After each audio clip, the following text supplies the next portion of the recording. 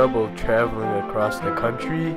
Do you have a business, but it's difficult for you to deliver your goods countrywide? If so, then I have a solution for you.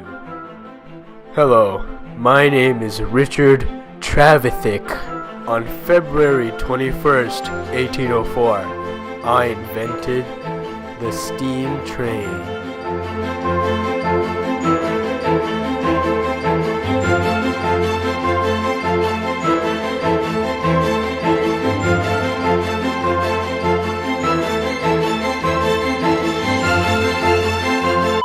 Anyways, I highly suggest you use my steam-powered trains. It doesn't pollute our environment, and it makes it easy to travel across the country.